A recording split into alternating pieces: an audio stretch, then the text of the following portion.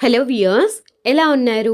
మీరందరూ ఆనందంగా ఉండాలి అని మనస్ఫూర్తిగా కోరుకుంటూ welcome back to our channel. నేను మీ ఆంధ్ర అమ్మాయి నిర్మల. ఇవాల్టి వీడియోలో మన వ్యూయర్స్ అందరికీ వైకుంఠ ఏకాదశి రోజున పూజను ఏ విధంగా ఆచరించాలి, ఎటువంటి నియమాలను పాటించాలి, ఉపవాసం ఏ విధంగా చేయాలి, జాగరణ ఎలా చేయాలి అనే విషయాలు అన్నిటి గురించి కూడా ఇవాల్టి వీడియోలో మన వ్యూయర్స్ అందరికీ క్లీన్ అండ్ క్లియర్గా ఎక్స్ప్లెయిన్ చేస్తున్నా. ఈ వీడియో మీకు అందరికీ చాలా బాగా ఉపయోగపడుతుంది. సో వీడియోని ఎక్కడ స్కిప్ చేయకుండా ఎండ్ వరకు చూడాలి అని ప్రతి ఒక్కరిని మనస్ఫూర్తిగా కోరుకుంటున్నాను. వీడియో నచ్చితే తప్పకుండా లైక్ చేయండి, షేర్ చేయండి, సబ్స్క్రైబ్ చేయటం అస్సలు మర్చిపోవద్దు. వైకుంఠ ఏకాదశి రోజున వేకువజామునే నిద్రలేచి తలంటు స్నానాన్ని ఆచరించి ఇల్లు వాకిలి మొత్తాన్ని శుభ్రం చేసుకునేసి చక్కగా ఇలా ముగ్గును అయితే ఏర్పాటు చేసుకోవాలి. విష్ణు చక్ర నామాలను తులసికోట దగ్గర కానీ లేకపోతే పూజా మందిరంలో కానీ మీరు పీఠం ఏర్పాటు చేసుకుంటూ ఉంటే పీఠం ఏర్పాటు చేసుకున్న స్థలంలో కానీ చక్కగా విష్ణు చక్ర నామాలను ఏర్పాటు చేసుకునేసి పూజకు అనేది ముందుగా సిద్ధం చేసుకోవాలి. ఏడాదిలో మనకు మొత్తం 24 ఏకాదశులు ఉంటాయి. 24 ఏకాదశులలో కూడా వైకుంఠ ఏకాదశి, దీన్నే మనము ముక్కోటి ఏకాదశి అని కూడా పిలుస్తాము.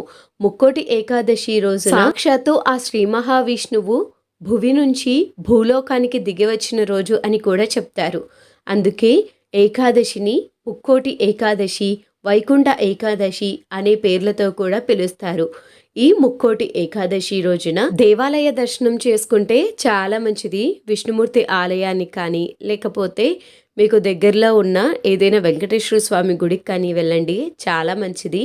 వైకుంఠ ఏకాదశి రోజున మీరు పీఠంను ఏర్పాటు చేసుకొని అయినా పూజ చేసుకోవచ్చు.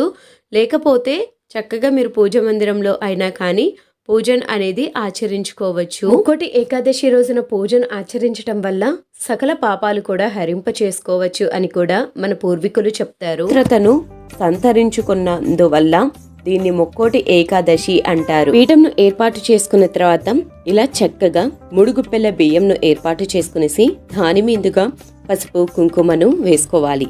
ఇప్పుడు ఏ చిత్రపటాన్ని ఏర్పాటు చేసుకోవాలి అనే సందేహానికి వస్తే మీ దగ్గర ఏదైనా విష్ణుమూర్తి యొక్క చిత్రపటం కనుక అందుబాటులో ఉంటే ఆ చిత్రపటాన్ని ఏర్పాటు చేసుకునేసి పూజకు సిద్ధం చేసుకోవచ్చు. ఈ రోజున ఎంతో ప్రీతికరమైన శ్రీ మహావిష్ణునికి తులసి మాలను ఏర్పాటు చేసుకునేసి తులసి మాలను పూజకు ఉపయోగిస్తున్నాను. మీకు అందుబాటులో ఉన్న సుగంధభరితమైన పుష్పాలతో కూడా ఏర్పాటు చేసుకోవచ్చు. కానీ తులసి మాలను సమర్పించి ఆ శ్రీ మహావిష్ణువుని పూజించటం వల్ల ఆ తులసి మాలలో ఆ శ్రీ మహావిష్ణువు ఎంతో నిండుగా కలగా కనపడుతున్నట్లుగా అనిపిస్తుంది. అందుకోసమే ప్రత్యేకంగా ఈరోజు నేను తులసి మాలను ఉపయోగించి పూజను అనేది ఆచరిస్తున్నాను. ముక్కోటి ఏకాదశి నాడే హాలాహలం అమృతం 2 పుట్టాయి. ఈ రోజునే శివుడు హాలాహలం మింగాడు. మహాభారత యుద్ధంలో భగవద్గీతను కృష్ణుడు అర్జునునికి ఇదే రోజున ఉపదేశించాడని విశ్వాసం ఉంది. ఈ రోజున వైష్ణవ ఆలయంలో ప్రత్యేక పూజలు, హోమాలు, ప్రవచనాలు, ప్రసంగాలు ఉంటాయి. ఈ రోజున ముఖ్యమైనవి ఉపవాసం, జాగరణ, అటు తర్వాత జపం, ధ్యానం. ఉపవాసం చేసేవారు ముందు రోజు నుంచే ఉపవాస దీక్షను ప్రారంభిస్తారు. ముందు రోజు నుంచి మాంసాహారాన్ని భుజించరు. అలా ఆ రోజు సాయంత్రం అన్నాన్ని భుజించకుండా ఏదైనా టిఫిన్ ను తయారు చేసుకునేసి భుజిస్తుంటారు. జాగరణ విషయానికి వస్తే ఏకాదశి రోజున ఆ రోజు నైట్ 12 వరకు జాగరణ చేస్తూ ఉంటారు. ఈ రోజు ఏవేవో శుక్రబాతాలు, ఏవేవో చెడు కార్యాలు ఇవన్నీ తలపెట్టకుండా మంచి దేవుని యొక్క భక్తి పాటలను వింటూ జాగరణ అనేది చేస్తూ ఉంటారు. విష్ణు పురాణం ప్రకారం 2 రాక్షసులు తనకు వ్యతిరేకంగా ఉన్న మహావిష్ణువు వారి కోసం తన వైకుంఠ ద్వారాలను తెరిచాడని తమ కథ విని వైకుంఠ ద్వారం గుండా వస్తున్న విష్ణు స్వరూపాన్ని చూసిన వారికి వైకుంఠం ప్రవేశం కల్పించాలని వారు కోరారు. అందుచేతనే ఆ రోజున వైకుంఠ ద్వారాన్ని తలిపించే విధంగా వైష్ణవ ఆలయంలో ద్వారాలను ఏర్పాటు చేస్తారు. మామూలు రోజుల్లో దేవాలయాల ఉత్తర ద్వారాలు మూసి ఉంచుతారు. కానీ ఈరోజు భక్తులు ఆ ఉత్తర ద్వారం గుండా వెళ్ళి దర్శనం చేసుకుంటారు. తిరుపతిలో కూడా ఈ రోజున వైకుంఠ ద్వారాల పేరిట ఉన్న ప్రత్యేక ద్వారాన్ని తెరిచి ఉంచుతారు. పద్మపురాణం ప్రకారం విష్ణువు గురించి ఉద్భవించిన శక్తి ముర అనే రాక్షసునికి సంహరించిన రోజు వైకుంఠ ఏకాదశి. మురా అనే రాక్షసుని యొక్క చెడు ప్రవర్తనలు, తను చేసే పనులను భరించలేక దేవతలు విష్ణువు శరణు వేడగా ఆయన వాడితో తలపడి వాడిని సంహరించేందుకు ప్రత్యేక అస్త్రం కావాలని గ్రహించి బదరికాశ్రమంలోని హైమవతి గుహలోకి ప్రవేశించాడు. అక్కడ విశ్రమిస్తున్న విష్ణువుని ముర సంహరించేందుకు ప్రయత్నించగా ఆయన నుంచి ఒక శక్తి ఉద్భవించి తన కంటి చూపుతో మురాను కాల్చివేసింది. అప్పుడు విష్ణువు సంతాసించి ఆమెకు ఏకాదశి అని పేరు పెట్టి వరం కోరుకోమని చెప్పాడు. ఆ రోజున ఉపవాసం ఉన్న వారి పాపాలను హరింపచేయాలని ఆమె కోరింది. ధనుర్మాస శుక్ల ఏకాదశి రోజున ఉపవాసం ఉన్న వారికి వైకుంఠ ప్రాప్తి కలుగుతుందని విష్ణువు వరమిచ్చాడు. వైకుంఠ ఏకాదశి రోజు ముర బియ్యంలో దాక్కుంటాడని, అందుకే బియ్యంతో చేసిన ఏ పదార్థం తినకుండా ఉండాలని అంటారు. ఈ రోజున ఉపవాసం ఉంటే మిగతా 23 ఏకాదశులు ఉపవాసం ఉన్నట్టే అని విష్ణు పురాణం చెబుతుంది. ముర అంటే తామసిక, రాజసిక గుణాలకు ప్రతీక. వీటిని ఉపవాస జాగరణల ద్వారా జయిస్తే సత్వగుణం లభించి తద్వారా విముక్తి మార్గం ఏర్పడుతుంది. వరి అన్నంలో ముర నివాసం ఉంటాడు కనుక మందబుద్ధిని ఇచ్చిన జాగరూకతను దెబ్బతీస్తాడని అంతరార్థం. ఏకాదశి నాడు ఉపవాసం ఉండి ద్వాదశి నాడు అన్నదానం చేస్తారు. ఒకరోజు భోజనం చేయక తరువాత రోజు చేయటం వల్ల జిహ్వాకు భోజనం రుచి తెలుస్తుంది. ఎవరైనా ఉపవాసం చెయ్యాలి అనుకుంటే అన్నాన్ని భుజించకుండా గోధుమ రవ్వతో చేసిన నైవేద్యాన్ని స్వీకరించి ఉపవాసాన్ని అనేది చేయవచ్చు. వైకుంఠ ఏకాదశి రోజున భోజనం భుజించకుండా గోధుమ రవ్వతో చేసిన ఆహార పదార్థాలను భుజించి ఉపవాసాన్ని అనేది చేసుకోవచ్చు. లేకపోతే పండ్లు ఫలాలను తింటూ కూడా ఉపవాసం జాగరణ అనేది చేసుకోవచ్చు. ఇలా చక్కగా వైకుంఠ ఏకాదశి రోజున శ్రీకృష్ణ పరమాత్ముని కానీ విష్ణుమూర్తి యొక్క చిత్రపటాన్ని కానీ ఏర్పాటు చేసుకునేసి పుష్పాలతోటి అందంగా అలంకరించుకునేసి ముందుగా పూజలో గణనాథుని ఏర్పాటు చేసుకునేసి గణనాథునికి పసుపు, కుంకుమ, గంధం, అక్షంతలతోటి షోడశోపచార పూజ, పంచోపచార పూజను ఏర్పాటు చేసుకునేసి ముందుగా గణనాథుని పూజలోకి ఆహ్వానం పలకాలి. ముఖ్యంగా ఈ పూజకు పిండి ప్రమిదలను ఏర్పాటు చేసుకునేసి 2, 5, 7 పిండి ప్రమిదలను ఏర్పాటు చేసుకునేసి పూజను ఆచరించవచ్చు. వైకుంఠ ఏకాదశి రోజు కదా, అందుకే 7 పిండి ప్రమిదలను ఏర్పాటు చేసుకునేసి పూజను ఆచరిస్తే చాలా మంచిది. ముందుగా దీపాలకు కుందులను ఏర్పాటు చేసుకోవాలి. దీపం కుందులలో నూనెను వడ్డించి వత్తిని వేసి ముందుగా దీపం కుందులను ఏర్పాటు చేసుకునేసి దీపాలను వెలిగించుకునేసి పూజను అనేది ఆచరించాలి.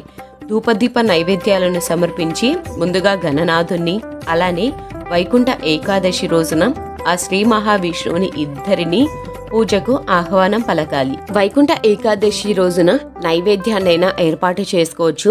బియ్యంతో తయారు చేసిన నైవేద్యం కాకుండా ఏదైనా నైవేద్యాన్ని ఏర్పాటు చేసుకొని, లేకపోతే పానకం, వడపప్పు, చలివిడి వీటినైనా ఏర్పాటు చేసుకునేసి నైవేద్యాన్ని చేసుకోవచ్చు.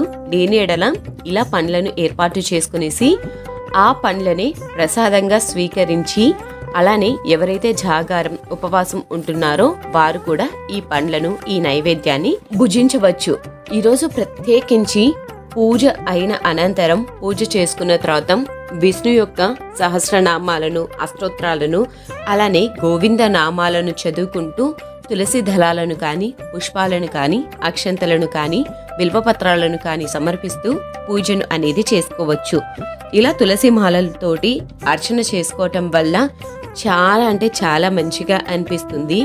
ఎన్ని పుష్పాలు పెట్టినా, ఎన్ని పుష్పాలతో అందంగా అలంకరించినా కానీ ఆ శ్రీ మహావిష్ణువునికి తులసి దళాలను, అలానే సుగంధభరితమైన పుష్పాలతోటి అందంగా అలంకరిస్తే ఆ విష్ణుమూర్తిని చూడటానికి 2 కళ్ళు సరిపోవు. ఇలా చక్కగా పూజను ఆచరించటం వల్ల మనసుకు ప్రశాంతతో పాటు, ఆహ్లాదకరంతో పాటు ఎంతో ఆరోగ్యంగా ఉండగలము. ఇలా చక్కగా పూజలను ఆచరించటం వల్ల ఎవరికో లాభం ఉండదు, మనకే లాభం ఉంటుంది. అంతేకాకుండా దేవునికి కావాల్సింది భక్తి శ్రద్ధలతోటి పూజను ఆచరిస్తే మనకు కావాల్సిన కోరికలను మనం అడగకుండానే తీరుస్తాడు. సహస్రనామాలను చదువుకునేటప్పుడు పిండి దీపాలను వెలిగించుకుంటే నామాలను చదువుకునేటప్పుడు ఇబ్బంది అవుతుంది అని చెప్పేసి ముందుగా పిండి ప్రమిదలనైతే వెలిగించుకోలేదు. పిండి ప్రమిదలను వెలిగించుకోవటం కోసం చక్కగా పువ్వొత్తులను కానీ నార్మల్ వత్తులను కానీ ఏర్పాటు చేసుకునేసి సిద్ధం చేసుకోవాలి. దీపాలను వెలిగించుకునేటప్పుడు ఏకచక్ర హారతితోటి దీపాలను వెలిగించుకుంటే చాలా మంచిది. పిండి దీపాలను ఇలా ఏకచక్ర హారతితోటి వెలిగించుకున్న అనంతరం దీపాలను సాక్షాత్తు లక్ష్మీదేవి స్వరూపంగా భావిస్తూ దీపాలకు కుంకుమ, గంధం, పసుపు బొట్లను ఏర్పాటు చేసుకునేసి దీపాలకు పుష్పాక్షంతలను సిద్ధం చేసుకోవాలి.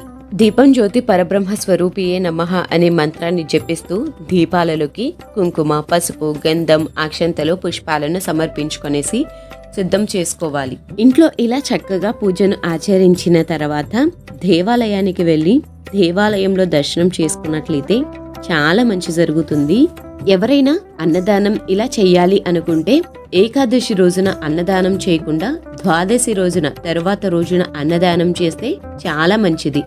ఏకాదశి రోజున అన్నదానం ఎందుకు చేయకూడదు అనే విషయాలన్నిటినీ ముందుగానే మన వ్యూయర్స్ అందరికీ చెప్పాను కాబట్టి ఇక ఏకాదశి రోజున అన్నదానం చేస్తే ఆ పాపం అనేది మనకు తగులుతుంది. అందుకోసం ఏకాదశి రోజున అన్నదానం చేయకుండా ద్వాదశి రోజున అన్నదానం చేస్తే చాలా మంచిది.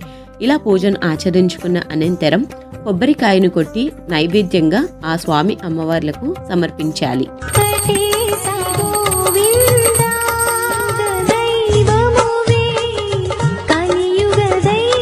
వైకుంఠ ఏకాదశి రోజున ఇంట్లో ఇలా చక్కగా పూజను ఆచరించుకునేసి ఆ దేవుని యొక్క అనుగ్రహాన్ని పొందవచ్చు.